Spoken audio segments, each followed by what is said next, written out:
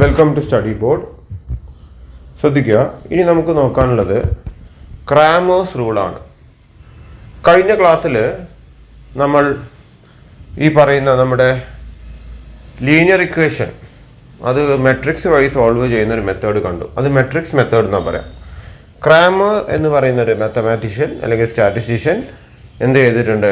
ഈ പറയുന്ന മറ്റൊരു മെട്രിക്സ് യൂസ് ചെയ്തിട്ടുണ്ട് മറ്റൊരു മെത്തേഡ് കണ്ടുപിടിച്ചിട്ടുണ്ട്. അതിൻ്റെ പേരാണ് ക്രാമേഴ്സ് റൂൾ. അത് കുറച്ചും കൂടി സിമ്പിളാണ്. അത് സ്പെസിഫിക് ആയിട്ട് ചോദിക്കാറുണ്ട് എക്സാമിന്. മെട്രിക്സ് മെത്തേഡ് മാത്രമല്ലാതെ, അപ്പോൾ മെട്രിക്സ് മെത്തേഡ് യൂസ് ചെയ്ത് ചെയ്യാൻ പറഞ്ഞാൽ എന്ത് ചെയ്യുക?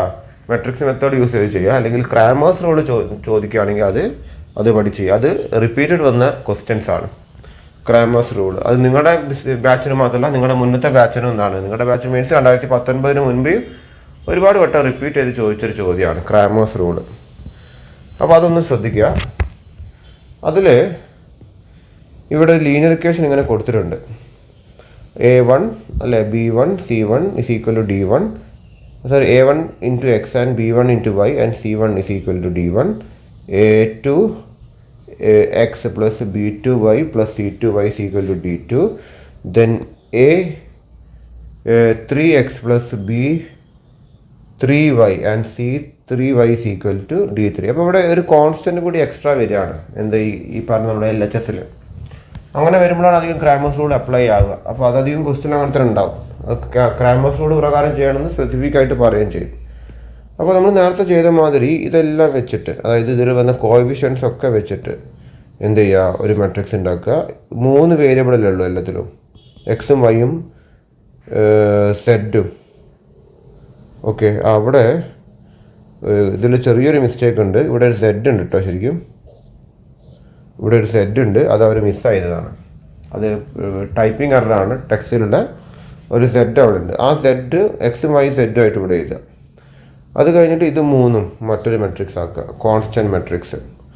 അത് കഴിഞ്ഞിട്ട് ചെയ്യേണ്ട ഒരു കാര്യമാണ്, ഈ മെട്രിക്സ് ഉണ്ടല്ലോ ഇതിന് 3 മാറ്റാം.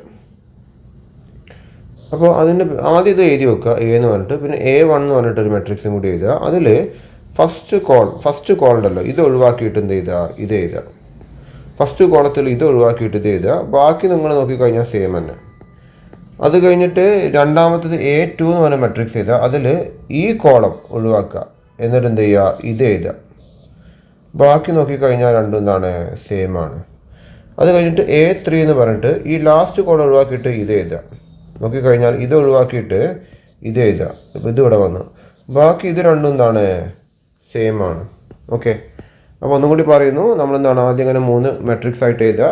വേരിയബിൾസിനൊരു മെട്രിക്സ്, കോൺസ്റ്റൻസിനൊരു മെട്രിക്സ്, കോഎഫിഷ്യൻസിനൊരു മെട്രിക്സ്. അത് കഴിഞ്ഞിട്ട് എന്താണ് ഈ കോഎഫിഷ്യൻ്റെ മെട്രിക്സ് എടുത്തിട്ടൊന്ന് എഴുതി വെക്കുക. അത് കഴിഞ്ഞിട്ട് ഫസ്റ്റ് A1 എന്ന് പറഞ്ഞൊരു മെട്രിക്സ് ആക്കി മാറ്റുക. അതിൽ ഈ കോൾ ഒഴിവാക്കിയിട്ട് എന്താണ് ഇതെടുത്തിട്ട് ഇവിടെ എഴുതുക. ബാക്കി രണ്ടും സെയിം. A2 എന്ന് പറഞ്ഞ് എഴുതുക. അതിൽ ഇത് ഒഴിവാക്കുക, ഇതെടുത്ത് എഴുതുക. കണ്ടോ, ഇത് സെയിം ആണ്. അത് കഴിഞ്ഞിട്ട് ഇത് ഇവിടെ എന്താണ്? സെയിം ആണ്.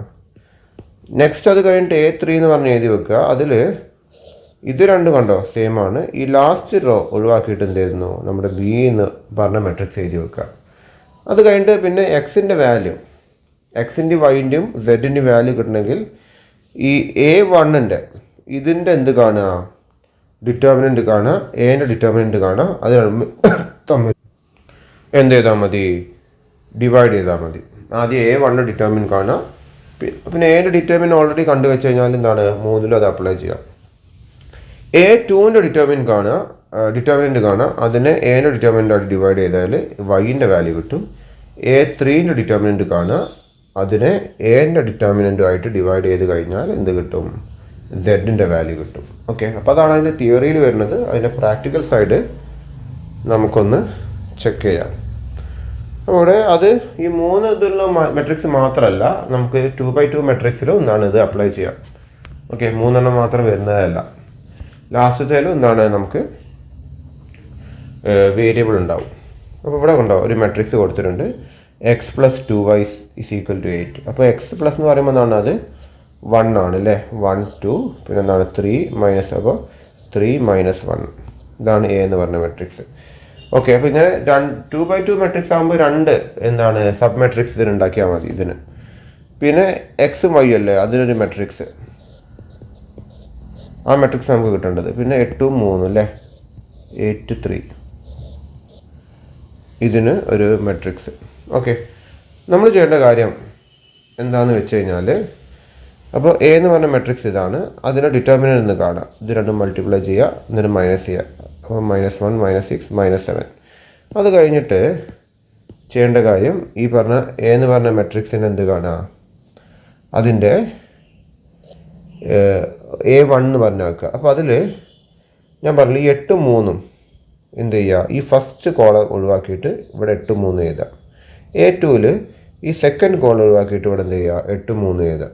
ഓക്കെ, ഇത് അതേപടി ഇവിടെ ഉണ്ട്, ഇത് അതേപടി ഇവിടെ ഉണ്ട്. ഓക്കെ, എന്നിട്ട് ഇതിൻ്റെ ഡിറ്റർമിനൻറ്റ് കാണുക, ഇതിൻ്റെ ഡിറ്റർമിനൻറ്റ് കാണുക. അപ്പോൾ A2ൻ്റെ ഡിറ്റർമിനൻറ്റ് എന്താണ്, -8 -6 -14. A1ൻ്റെത്, A2ൻ്റെ എന്താണ് 3 -24 -21. അപ്പോൾ -14 -7, അതായത് A ഡിവൈഡ് ബൈ A1, അല്ലെങ്കിൽ A determinant divide by determinant of A1 is equal to X. അപ്പോൾ 2 എക്സ് വരുന്നത്.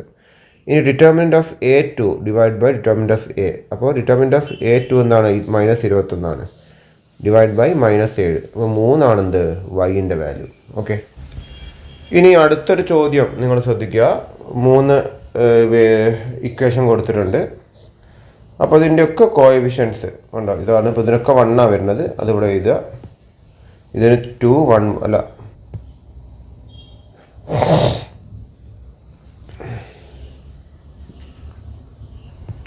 ഓക്കെ. അപ്പോൾ 3 ×